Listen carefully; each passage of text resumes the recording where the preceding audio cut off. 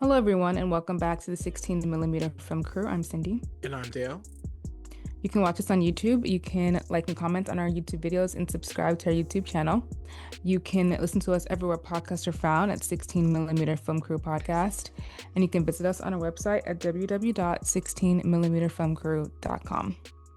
This week we watched Caught Stealing, directed by Darren Aronofsky.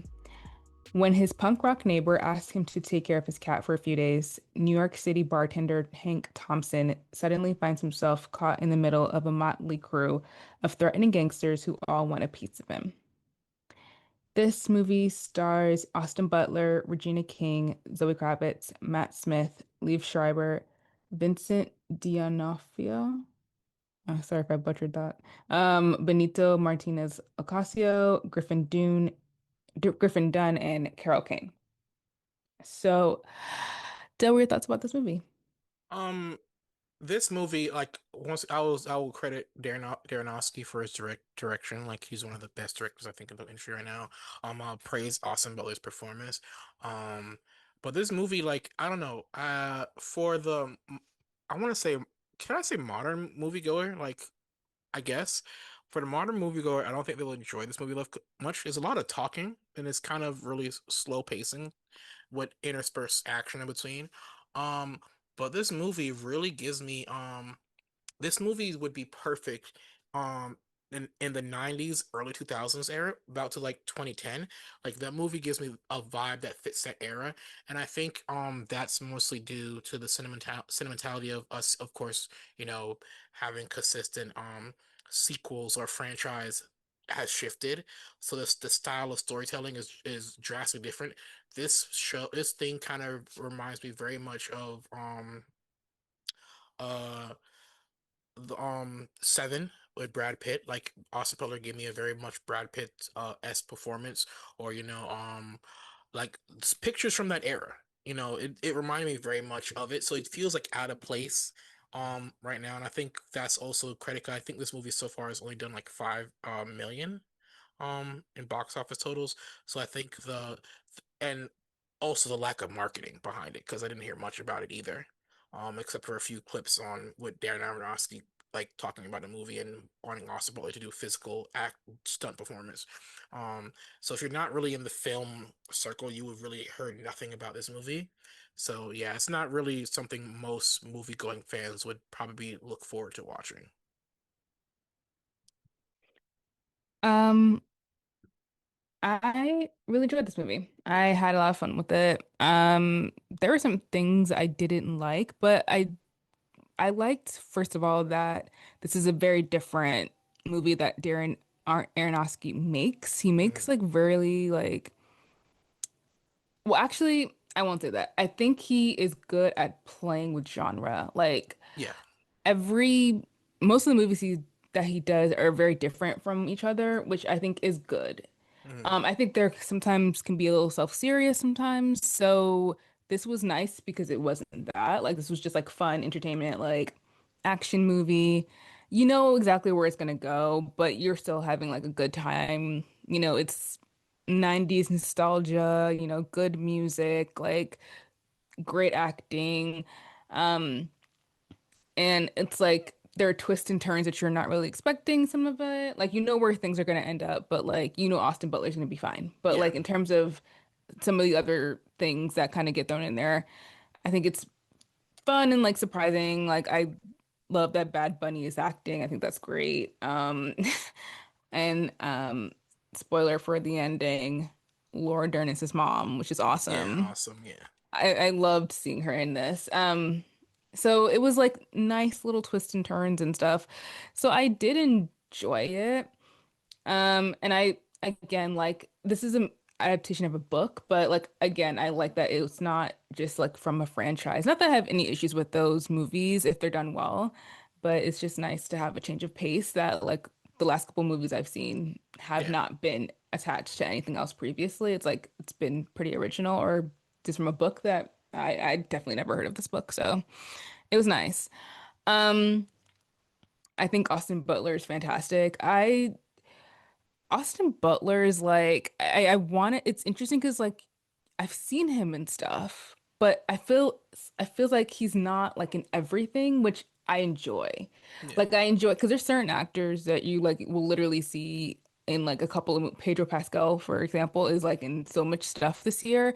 And even though I enjoy him and I enjoy his acting, it is kind of a lot. And I Yeah. really enjoy that like Austin Butler kind of seems like he's not gonna do like every single thing. Like he is um uh sparse in like his choosing of roles, which I think makes him more interesting as an actor. Mhm. And kind of post Elvis, seeing him do Dune and then this, like I really like to see him like really transform and he's really good at doing that. But in this, like he was kind of giving like a Brad Pitt-esque Yeah. vibe, but he's also just like a really talented actor. And I really enjoy seeing him like front and center leading man kind of doing that, being vulnerable in certain places, being funny in certain places. Like I enjoyed that he you can see a little bit of his more comedic side. I think that that was fun. The physicality of the role and stuff. Like I thought he did such a great job in that. Like you can definitely see him as like an action lead if he If he chose wants to to. do like Yeah. that. But yeah, I thought he was really good in that. And I thought all the actors were amazing. Like everyone who was in this movie, whether if they were in there for like a couple of scenes or, even just like all the supporting roles I thought were just really good. I feel like everyone kind of slotted in and did their bit and they really committed to it. And that was great. Music was great. Cinematography was great. Like I really don't have any issues with this movie. I have like a couple, but I'll throw it back to you before I get into Yeah. I get into it. You know, I want to correct myself. This movie made 5 million internationally and 19 million domestically, so about 24 million on a budget of 40, which is still kind of good. Um but yeah, like I agree with 100%. Austin Butler, very much gives that very much young Brad Pitt mystique. He doesn't feel like he's in everything, even though he's been in a lot of big budget pictures. Yeah. It feels like he's willing to genre hop. He gives me very much the same vibe. Well, not so much where Timothy Chalamet. He's in everything, and he's also genre hopping at the same time. Whereas, like you said, Pedro Pascal is just kind of in every big box office movie. There's Hmm. kind of really little deviation to the genres he picks, you Hmm. know. Other than like at least Timmy, he's doing big pictures, but he'll do different genres. Austin Butler will do big pictures and then a smaller picture like this, and in different genres. Hmm. Which I really enjoy watching younger actors now, because that's how the process used to be. We didn't just grow up instantaneously seeing big young actors instantly thrown into these big pictures. Now is it they actually had to go through the process. They might have one or two big budget films, but they had solely had to grow like Leo with What's Eating Gilbert Grape. Wasn't a big movie, but it did really well award season, and he was on like uh was it Growing Pains on TV and then transition like all he took the steps, and it's good to see young Hollywood kind of doing the same path because we don't did it for a long time but didn't see that. um and you mentioned everything about all the ensemble cast. Like, I think this movie is very character driven. Like, every actor got to play a character. Of course, we've seen Vincent D'Onofrio. Hopefully, I'm butchering his last name. I apologize, but AKA But the we know who he is. the Yeah. Kingpin. He's the Kingpin. Kingpin. Yeah, he's Him Kingpin. and him Yeah. and Lib Shriver, another Marvel, MCU person. He was Sabretooth, in the Mm. Wolverine stuff. Oh wow, I forgot about that. They're playing like Jewish mobsters, which is hilarious. Then you got, of course, Matt Smith playing the typical British punk rocker in the 90s New York, which got to flex, got to be himself a little bit, and play a character. You got, of course, Bad Bunny, like this is the second picture he's in. You see him getting more comfortable. The movie also appeared in Puerto Rico, coinciding at the end of his 30-day residency at there. Hmm. So props for him. Regina King, multifaceted actress. Like we've us as black people are familiar with Regina King. We know what she could do. I guess now white Hollywood is getting to know her, but she's always had a very broad range as an actress. Um, Hmm. my only thing, my biggest criticism is like the Zoe Kravitz issue.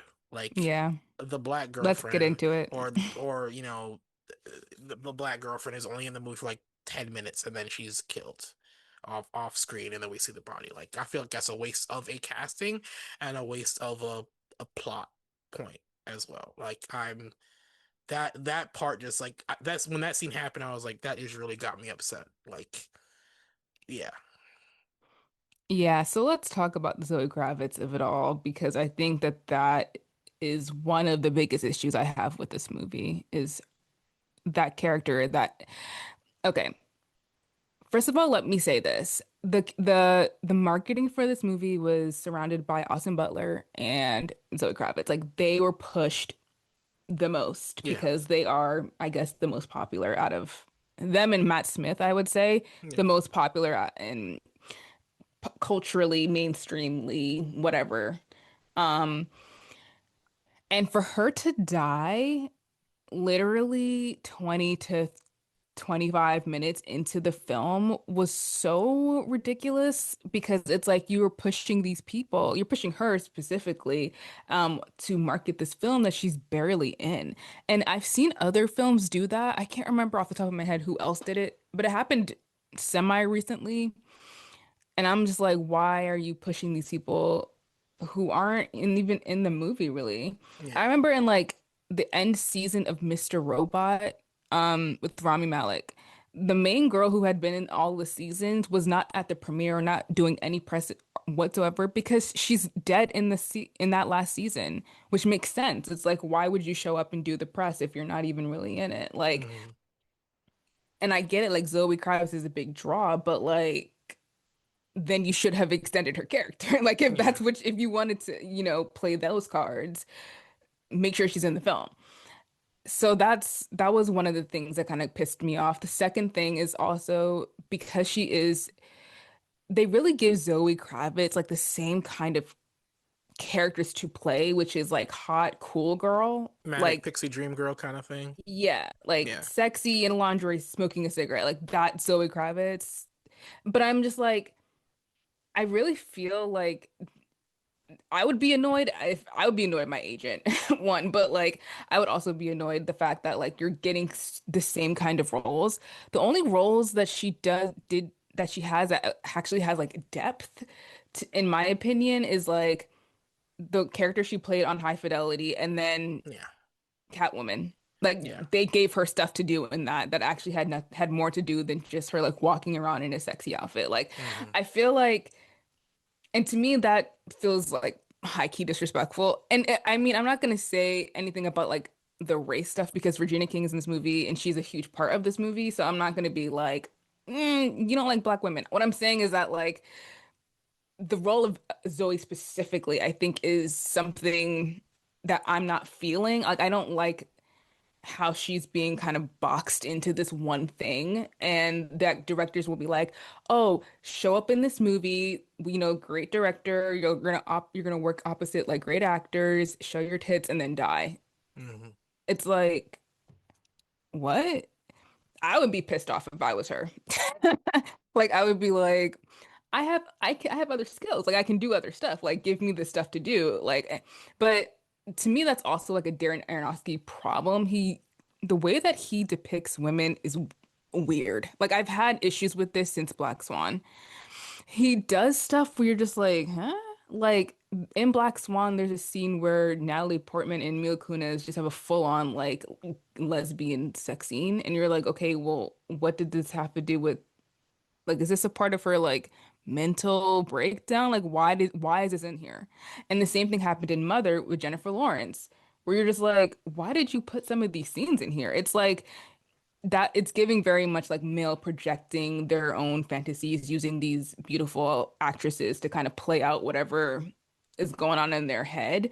And to me, it's like even the choice of Zoe Kravitz felt deliberate of just like, I just kind of want to see this hot girl do stuff with Austin Butler. Like, and then I'm just gonna kill her off. Hmm. Not even 30 minutes into the movie. Like, I can see through that. Like that's all I'm saying. All I'm saying is I can see through that. I don't know. Maybe everyone was cool with it, but for as an audience member, I'm just like not into it. I think that Zoe Kravitz has a lot more to offer as an Yeah. actress, and I don't like that she kind of gets boxed into these roles that she's not able to like really do stuff with because visually, aesthetically, that is what people are, or at least some directors are like interested in more than her acting ability. So yeah. I mean, and here's the thing with her typecasting. If she was like the fact that she's like especially in this movie, it's kind of a honestly a blinking you'll miss it kind of thing. Very much giving me Chris Brown Stomp the Yard. Like I remember when that came out, like the amount of like most dudes ain't really care if Chris Brown died in like the first 5 minutes. We ain't care, but I remember a lot of like we went like we watched it as a church group, like not even a church group, like a bunch of us from the church just went to the movies and watch it. And the amount of girls complain like Chris Brown, like you hear the audible like sound. It is this reminds me very much of that because all I heard, like you said, was Zoe Kravitz, Austin Butler, in this picture, Hmm. and then she's just gone.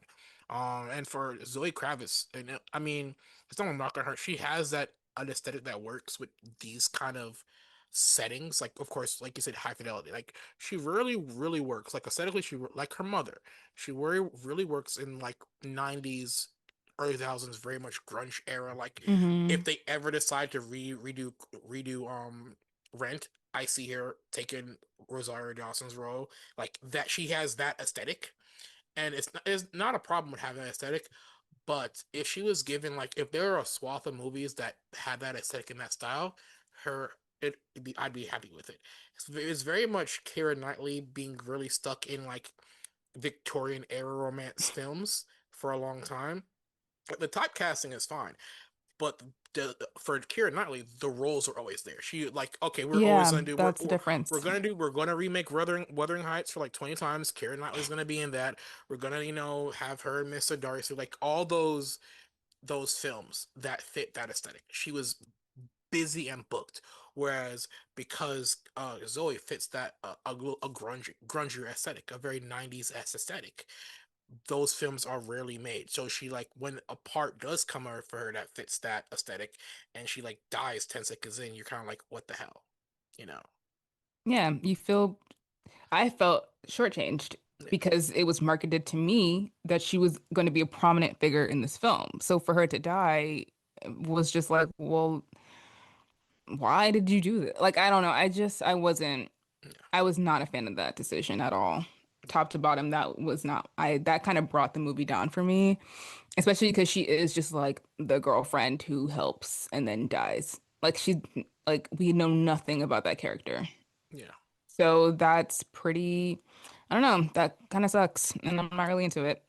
Like, and the only visual issue I had with this movie was, I don't know if you remember. I don't know if it was kind of phased out for you. But I remember for me, there was an aesthetic that every college age filmmaker like art. The aesthetic was the movie always opens with the lead actor waking up from a dream or an alarm clock. And I feel like every 10 seconds, whenever he gets blackout wasted or he falls asleep, it's always I have a dream. Shock woke up, and it gives me very much. It gave me very much especially with his friend, the car accident, when every time he Mm, remembered it, it gave me very much, oh, dead fiance under bed sheets, kind of those dreams, and he would wake mm. up from it. And and I don't know, I guess using it as a transitional piece, after like the second time, it kind of lost its punch for me.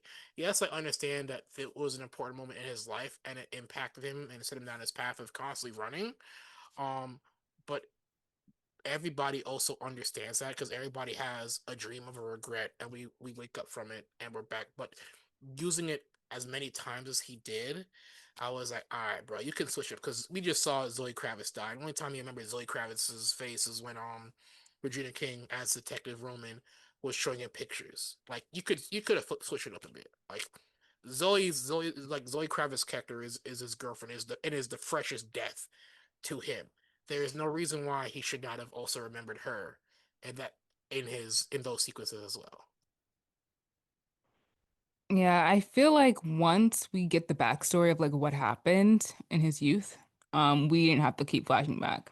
Yeah, But yeah, I guess it was useful and for like understanding like why he is where he is, yeah. and so like fine. But But like one or twice, yeah, yeah, once we got that, we could move on to the yeah, next thing. yeah, I will say I enjoyed this style of filmmaking more than his other ones. Sometimes continuous shot with like the handheld camera can be a little, at least for me, I can't speak for anyone else. It can be kind of like dizzying, nauseating to hmm watch that stuff.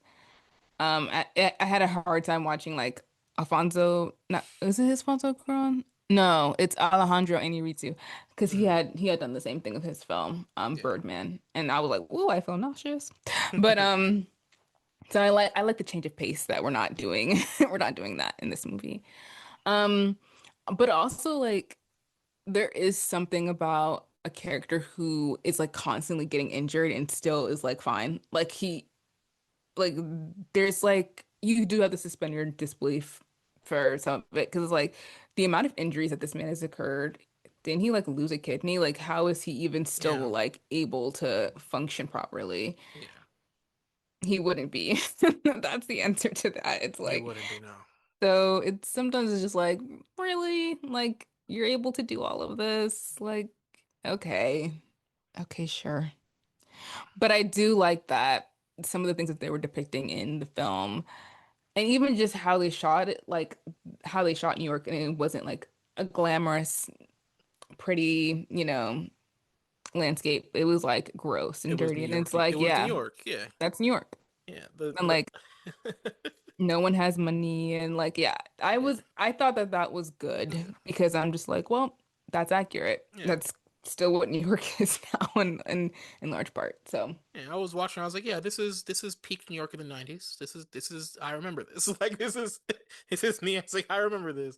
I yeah. mean, and like you said, the suspension of disbelief. Like, um, especially it's kind of funny and it's also kind of particularly the scene where he fights one of the Russian mob guys one on one and like he knocks him out in two hits. That was funny. But then I sat there and thought about it. Wait, he can actually fight. He should have been able to put at least a bit more of a fight when they were attacking him when they first met him. But he just instantaneously he could at least got one or two hits in.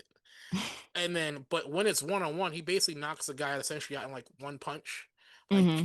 I mean, which is funny because you love seeing annoying bad guys, especially him who the guy who kept fucking up in every situation. Like he exposed his gun to his next door neighbor and all that other stuff. So you love seeing him get his comeuppance. But after that, I'm like, oh, he got hands. Like I wish he had put at least a couple of licks in when they originally jumped him in the beginning of the movie. But Yeah.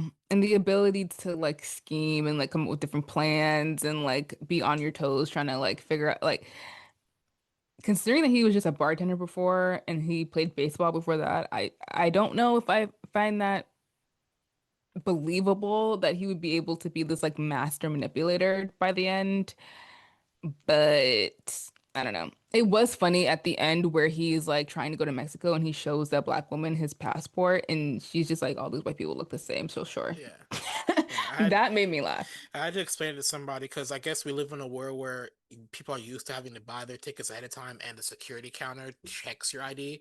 Back Hmm. then, Yeah. TSA wasn't really a thing post pre 9/11. Like you Hmm. could go through the whole airport, no one will stop you to the gate where they take off and land planes, Yes. like with no one stopping you. So like I definitely like, oh, back then you went to the counter and you bought your ticket there. There was no way of like buying it All ahead of right. time. Like you're going on a trip, you're going there that day and buying your ticket. You're praying to God that there is a ticket there, or you're going weeks before to the airport to buy your ticket for your trip. So, but yeah. Or you had a travel Oh, agent. you had a travel agent. That's how Yeah. people used to arrange their Yeah. vacations. So, Anyways, such a long time yeah. ago. Yeah. Who could Bring remember? it back. I miss taking people to gates and stuff as a kid and seeing planes take off. But anyway, yeah. But yeah, other than that, I did enjoy it, and I was like, wow, they're really not afraid to like kill off these characters. Like they were dropping Yeah. left and right. So Yeah. that was interesting. Um, but yeah, I felt like it was a good film. The Zoe thing really kind of brought it down for me, but like other than that, I did like it. Yeah. I like it. I do like it. Like it's not a bad. It's like if you have like 2 hours to kill and you want to watch a really good movie, yeah, Hmm. go watch this. This is not one of those I have 2 hours to kill, just go watch something. It is still a really good movie, and Yeah, especially the reveal at the end of Laura Dern being his mom is a oh, love it. nice search. Hmm.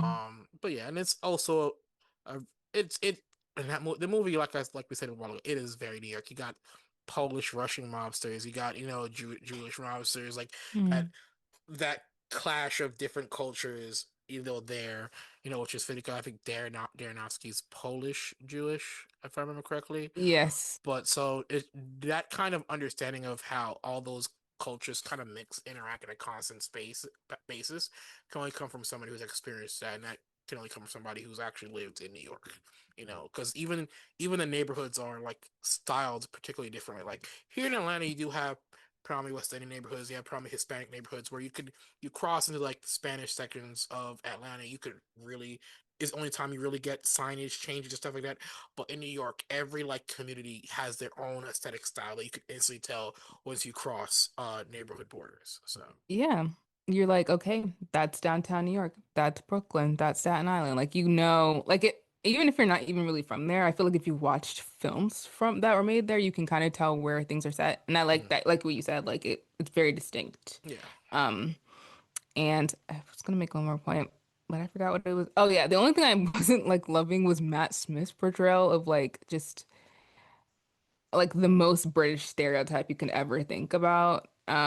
That was a little like, I mean, but okay, look, he's I'll, gonna I'll take what he take can it. get. He gotta take what he can get. He hasn't had many, Hollywood roles since, Morbius, and that's because he took Morbius. And all those Sony producers tricked everybody saying, "Yeah, you're doing a Marvel character," but they didn't tell them they weren't doing a Marvel movie. So, you know, Yeah, they did so that more than once, didn't they yeah, do that with they did it with all of Red them. Black Widow? What not Black Widow. What's the one? Madam Web. Madam Web, they did it with Kraven the Hunter. They did it with all of them. They told these people, "Yo, you're doing a Marvel superhero movie, not a Marvel movie." The It's way that they crazy. lied. So yeah, He's in House of the Dragon. He's fine. he's fine. He's fine. He's fine. He's fine. Yeah. But yeah. All right. So on to the box office news. Now I'm going to give some numbers as far as the earnings so far for this past weekend, and the ending tidbit is very important because it sparks a bit of a turnaround for a studio that we've mentioned repeatedly on the podcast about their many failures and errors for like the last 6 or so years. But in the order of from bottom, which is 10, of course, Superman ninth week has made so far 614 million globally. Number nine, Light of the World. Opening is his first opening. It's only made about 2 million and only shown about 2,000 theaters. The Bad Guys 2, a sequel of the animated picture, in its sixth week has made 183 million globally. Fantastic Four: First Steps having the same diminishing returns, of course, as Superman. In its seventh week has so far made 111 million globally. Roses in its second week has made 32 million globally. Caught Stealing, the very movie we're talking about tonight, um, has so far made, I mentioned earlier, 24 million globally. Freakier Friday, of course, a sequel from the original Disney movie years later, has made 142 million. Weapons, in its fifth week, has made so far 252 millions. Uh, despite competing with another studio that works at Hamilton, surprisingly, since it came out in 2000 during COVID for free kind of on Disney Plus.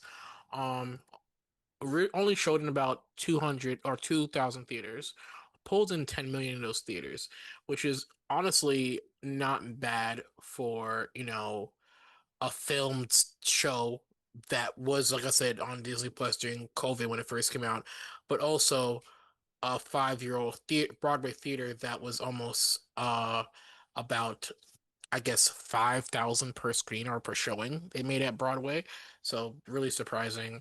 And of course, number one is The Conjuring: Last Rites.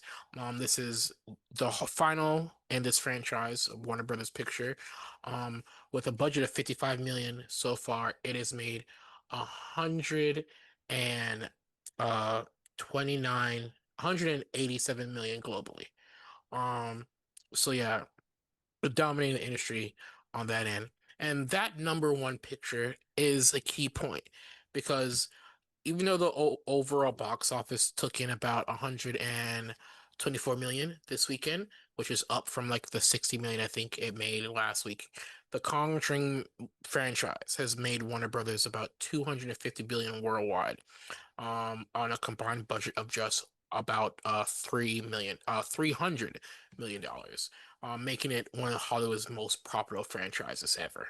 Um, and this also means that Warner Brothers continues their impressive hot streak with their seventh straight $40 million openings for this year. It's just no feat any of the studio has managed, and it also significant because horror only represents 15% of all ticket sales this year as the third biggest genre, which is, of course, other movies coming up like The Long Walk and Black Phone. So it seems as Warner Brothers is slowly turning things around. They have a established franchise. It seems like horror is their thing to do, and they're also ratcheting it up with, of course, with Matt Reeves and of course, uh, James Gunn are doing with the DC stuff. So Warner Brothers is slowly making the turnaround because since 2000 they've been fucking up on a regular basis. So it's good to see one of the last old studios like turn around from their mistakes in the past. Hopefully it continues for them. Um, okay, so let's talk about film festivals. We are still in our film festival swing. We just had the 82nd Venice Film Festival that wrapped up on Saturday. Jim Jarmusch's father, mother, sister, brother took the Golden Lion, surprising many who expected the Palestinian drama, The Voice of Hind Rajab, to take top honors. Jury President Alexander Payne defended the decision, noting that they had tough choices among many strong films. I could be wrong, but I think in at Cannes, the Palestinian film One Day in Gaza, I don't know if it took the top prize, but it definitely took a high honor during that one. And when I looked at the jury of Cannes, it was like there were a lot of different people. It's very diverse. I'm not really sure what the Venice Film Festival jury was looking like. But okay. I mean, I don't know the details on that one. I know that there was a lot I mean, every single film festival, it's just about like standing O's and like outfits and drama like that. I feel like film festivals have turned into like the VMAs of like the film world, where it's just like you're just waiting for something crazy to happen. This was like one thing amongst many other things. There was another thing that happened with Io Debris and Julia Roberts, where a journalist was asking them if Me Too and Black Lives Matter was dead, and like they didn't understand the question. And then I was like, no, like these causes are still very much like important, and people are still doing work towards that. And people freaked out online at the journalist for even asking the question. But like, if you know what the movie that they're there to promote is about, those topics actually have to have something to do with like the movie, which is why the journalist probably asked the question. It's just the phrasing didn't make any sense. hmm So again, just drama, just like drama amongst drama. I mean, I don't have an issue with her phrasing, but it's a topic she's talking about, Me Too, and then she was talking about Me Too, and she was talking about Black Lives Matter, and then she specifically said, "I want to ask the two white people this question." Mm. And that's the kind of thing. And then looking at her Instagram, like she's still very like, oh, people are having an issue with the question I asked. Since when can I not ask these questions? It's not the question you ask, it's how you're phrasing your delivery and who you're asking it about. Like, and it's not telling. Somebody actually went and looked up her Instagram followers, and apparently she's following like four different JD Vance accounts. So Oof. take that as how you mean it. Okay. And then she's Italian, and Italians still have that issue of conservative right wing. So I'm not saying, but you see the eyes, you But got you're me. saying. You know what I'm saying? So yeah, I don't know. Yeah, it's giving very messy, and it's giving very like I don't know. It's weird because it's like if you're a journalist, you really aren't supposed to add in your own biases when you're talking about these things. And the movie does elicit like a conversation because of what it's about. But like, I don't know, maybe journalists need to go through some sensitivity training or so. I don't know. They need to do something because like But maybe they just don't care anymore. the I don't question wasn't know. about the movie; it was about the industry as a whole. Like, Like, she was Okay, reaching for so something. in my head, I thought she was asking those questions because of the topics the movie deals with. Yeah, And you're true, saying no, true, yeah, she's just talking about it because of the industry. yeah. Because to me, the industry, if she was just asking about the industry, like that's such a random, weird thing to Mm, like just pop off and just be like, oh, is Me Too dead? Like, what? Why yeah. would you be asking that right now? Unless it's somewhat related to the film, Probably, yeah, it might be, right? yeah, yeah.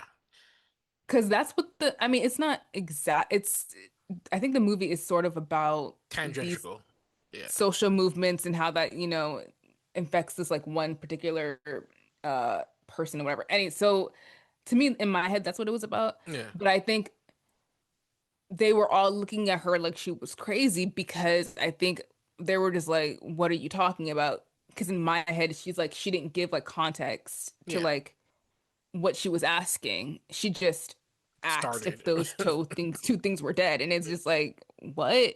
So like to me in my head, but I don't know. I need to watch the clip because I didn't Yeah, watch the clip. I read this. yeah.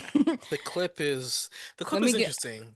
yeah, I need to get more context. The clip is funny because you just see Andrew Garfield like the wheels turning and he picks up on it and he realizes she only acts him and Julia Roberts. And so then Mm, he just turns and just looks at the rest of them and then him and Julia make eye contact and then Julia and Ao make contact and ACL just put her finger up and then start talking and the lady kind of seems like she wants to cut her off and Ao just continues but yeah it's not a good look for her. So. yeah, it's very weird navigating this international stuff, but yeah.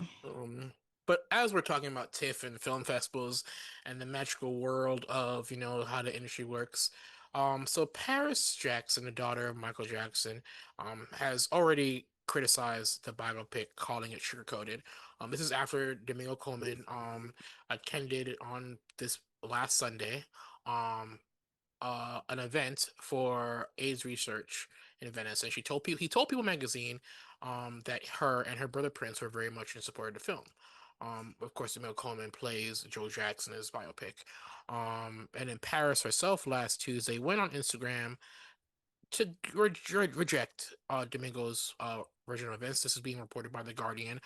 She went on to say on Instagram, don't be telling people I was helpful on the set of a movie I had 0% involvement with. That's so weird. I read one of the first drafts of the script and gave my notes on about what was dishonest slash it didn't sit right with me. When they didn't address it, I moved on with my life. Not my monkeys, not my surface.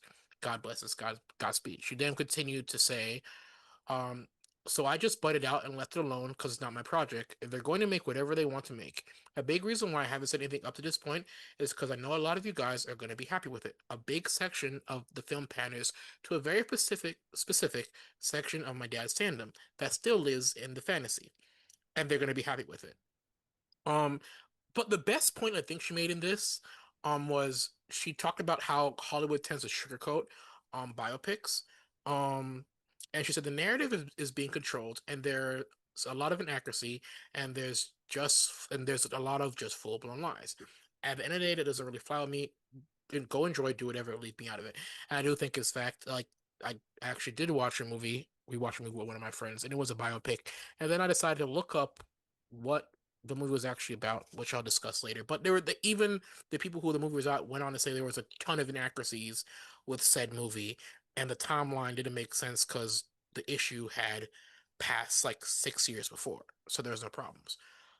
But she does make it into the point where the issue Hollywood has with biopics. I do have an issue though with kids of famous people who were not involved or around at the height of their parents' famous celebrity. And I had this issue with Rush, with James Hunt, talking about his father, saying he didn't like the movie, he didn't like the portrayal of his father. Um, you were a child. Like you're a child. A lot of these kids are children at the height of their parents' fame. So the version of their parents that they know is not the person that they know like their mother their cousin would know or their dad's brother would know or their dad's agent would know or their dad's friend would know. Your knowledge and experience of your parents is a very specific relationship. Like I only know the version of my parents that I know that I've known for the last 30 plus years. I don't know the version that my mom knew when they were dating. I don't know the version that my grandparents knew of my parents. I don't know the version of my dad and mom and dad from their siblings. Like I have a different view of it. So my critique kind of it can be different, but it's also my viewpoint is also not going to be 100% accurate. So I do have a bit of an issue of children of these legacy figures in Hollywood kind of be like, "Oh, that wasn't my dad," when, you weren't around for those periods of this person's life. That's very true. And I even question about like what is truthful to her. Like what is her understanding of his life and his legacy versus like maybe other facts that she and her family may not want to acknowledge slash address because it's very damaging and bad of Michael Jackson. Like, so like what narrative are you telling yourself basically? Yeah, And you've made of yourself about who your dad was yeah, versus what actually not actually played out because again, everyone's I guess not some things are subjective, some things are not, but yeah. like, I have questions about that. Mhm.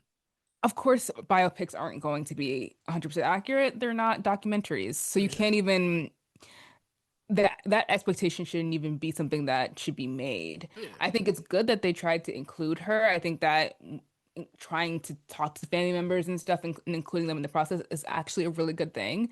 Something else is happening that's not really to do with this, but it kind of in, in the same vein of telling real life stories.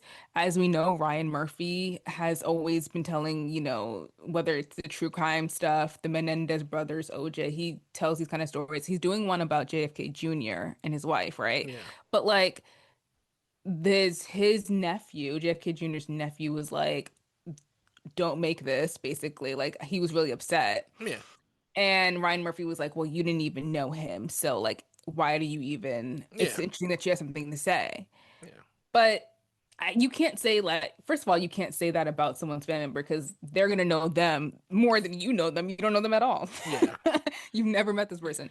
So, like, and also because I think some directors who make these biopics, their interest isn't really in telling an accurate story, it's more telling an entertaining story. hmm, So they're not gonna stick by the facts or have it being like, okay, they did this and then they did that and oh, they did charity work and blah blah blah. Like they're gonna tell the most entertaining, sometimes salacious story version of these people's lives.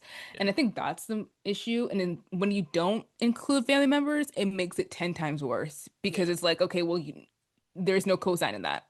He yeah, did that with the Jeffrey Dahmer stuff, and he didn't talk to the victims' families. Like, and it's like, dude, you're ex the thing is like with him, it's like you're exploiting like very like deeply painful parts of people's lives, and you're not even acknowledging it. Yeah, acknowledging the people who yeah, are hurt. So it's like, and Michael Jackson is the same case, and said except like he's whoever's directing it is asking for, the yeah, family's involvement, but they're not going to take all the notes. They're not going to be, you know what I mean? Because they're just like, they're going to do whatever they, like she was right. They're going to do whatever they're going to do, yeah. want to do with it. Like the only way you can avoid this is like we saw this like we had a Queen biopic and they Hmm. focused more on the other members outside of Freddie Mercury because those members were alive. They gave their input.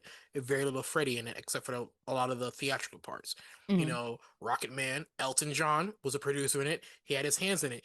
And Elton John being a showman was like, "Oh, I'm going to be theatrical and even distort my own life in bits and pieces and still work." You had Robbie Williams, another singer. He took his movie and said, "You know what? I'm going to embody they want my personality is that of a monkey." And they CGI'd the monkey. They took it a different direction, but it's still their biopic because all those people were still alive. In Michael Jackson's case, he's not alive, but it's clear the family's involved because also they cast his nephew as him. So Mm. Paris might not be involved because once again, she didn't experience all the facets of her father's life, but it's clear other family members are also involved in this project. And Yeah. it's kind of odd that she's also the only one that has like went out and said, "I don't like this," kind of thing. Mm. So yeah, Yeah. The other ones don't talk. yeah. At least, and Janet hasn't said anything. So if Janet hasn't said anything, you're kind of like, eh, so it is what it Miss is. Janet. Yeah. Miss Janet. Miss Janet, if you're Okay. nasty. Okay, our last story is about TIFF. So TIFF, the marketplace that isn't quite yet. So, unlike Cannes or AFM, Toronto has never had an official market, just informal hotel lobby meetings. That changes next year with TIFF's first content market backed by 23 million Canadian government funding. So this year is more of a test run. Fewer splashier packages, more finished films with trailers and campaign-ready materials to slot quickly into release calendars. So this is interesting because I actually didn't know that TIFF didn't have a market. Because usually at Yeah, all of these film festivals, you're showing films, but it's really so you can get the distribution, like so people can pick it up and, distribute it so other people can see it. And I didn't know that TIFF didn't have that and that they are starting next year, so that's cool. Um, I didn't realize how informal it was because to me it's like that's like one of the big six. So yeah, it was just interesting. But like I guess it does make sense for them to do it now because I think over the years the timing of TIFF, it kind of is coinciding with the fall slate. And it's like, okay, well, these movies are coming out anyway, so like who's gonna pick it up? yeah, And I think that like it makes sense that like where it is in the schedule that like you can debut a film at TIFF and then kind of get something done quickly, or it probably some of these films already have the distribution and they're just there and it gives it like an extra boost. Like yeah, I know Benny Safdie's movie is already being distributed by A24. Knives Out is already being distributed by Netflix. So it's like some of these things are already having, but it does give it like an extra push and also like a legitimacy of like this isn't just like a theater film. Like this is a critically acclaimed. Like we're in the running. yeah. We're here. Like, Academy Award season lasts literally all year, so yeah, but we're picking it up now. yeah. I think TIFF was kind of like you said, the last spot where a lot of movies decided to premiere before they went out in the Hmm. fall. And Venice and Cannes were kind of like, oh, we're showing these pictures. We're trying to get either distribution deals for Hmm. next year. So then now TIFF was always kind of more the everyman film festival because it's kind of hard to go to Tribeca.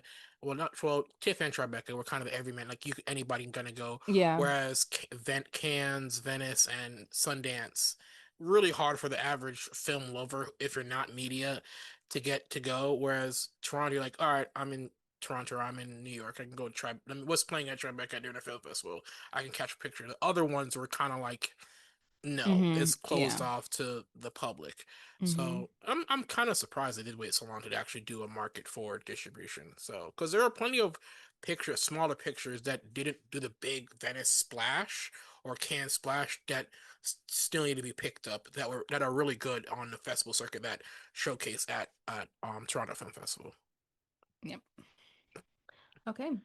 So let's talk about what we've been watching, Dale. I mentioned earlier, I rewatched Remember the Titans with one of my friends last night. Um, Denzel, man, Denzel has been Denzel for like a very long time. He's been Like Denzel, yeah. he's been Denzel. Denzel's one of those actors where he kind of plays the same, but he doesn't, and you don't care, Mm. and because you're so drawn in by his performance that you just like I'm okay with it. Like Denzel in Gladiator 2, even going to Remember the Titans, kind of the same Denzel for most of his pictures, but you don't care because he's that. There's a magnetic presence about Denzel especially when you give him soliloquies and monologues that is so captivating, and he draws you in where you kind of accept it. But that is the movie I was referencing in about the biopic stuff because a lot of the players that were in that movie were talking about how a lot of those events that they portrayed in the movie didn't happen. They didn't like run to Gettysburg, and the fact that the school was already integrated like 7 or 6 years before the movie takes place, and like the football player that they said didn't play again, like he died like 11 to 12 years later. It's like those kind of inconsistencies with biopics where like production companies like, I'm thinking about awards, I'm gonna over dramatize whatever this is, but still like Remember the Titans. Got to see a young Ryan Gosling dance like country western music, and I'm like, damn, Ryan Gosling is one of these dudes in Hollywood, and he wasn't that dude back then. He was just Mhm. another person in an ensemble cast who had very few lines, but now he's like in almost every picture you see in the theater now, which Mhm. is crazy to think about. Yeah. My favorite Denzel performance is still his performance as the angel in The Preacher's Wife. Oh, where he like I'm kidding, it's not. it's that. Woo! He dirty He Max on the Preacher's Wife is crazy he was movie. playing against type though, which was interesting. He was playing an angel, so he had to kind of tone down his bigness. No, honestly, one of my favorites is Philadelphia. I think he was just like that movie is incredible. Anyways, um, what have I been watching? Just mess. I've been watching like Sex and the City deep dives because I can't. It's like my um, what is it? Guilty pleasure. No, fix. No, I can't Hyper, remember. Yeah, hyperfixation. hyperfixation. Yeah, that's what it is. It's my hyperfixation right now. But I've also been watching this show called My Life with the Walter Boys. Which is it's like Value Mart the summer I turned pretty. It's like the same thing, but not as good. Mm. It's just messy and stupid, but like that's my reality TV. So like that's what I watch to like unwind. And it's just like people being terrible acting. Oh God, the acting is horrible. Bad dialogue, stupid situations, but just mess. And sometimes you need a little bit of that. And I also started watching Task, which is the new HBO limited series with Mark Ruffalo. Hmm. It's giving very True Detective, but I'm not as like sucked in as I was during the True Detective stuff Hmm. yet. It's only episode 1, so we'll see. But hopefully it'll be good. I don't want it to be bad, but like I don't know. Yeah, I don't know how I feel about it yet. So I have to watch all of it and then I'll decide. Hmm. But so far, it's okay. Yeah. I need to. I don't know. There hasn't been a new True Detective in a long time, and I really want to get back into. I like noir pictures, so I might Hmm. just go back and rewatch True Detective over again. So, yeah. Yeah. I haven't watched the one with Jodie Foster in it. I Mm, heard that was really good. But I did watch the first season with yeah. Matthew McConaughey. Yeah. That was amazing. Um, yeah, so that's it from us this week. We hope that you're all doing well and taking care of yourselves. Make sure to check all of our social media, support us if you can, and we will see you guys in the next episode. Goodbye. Au revoir.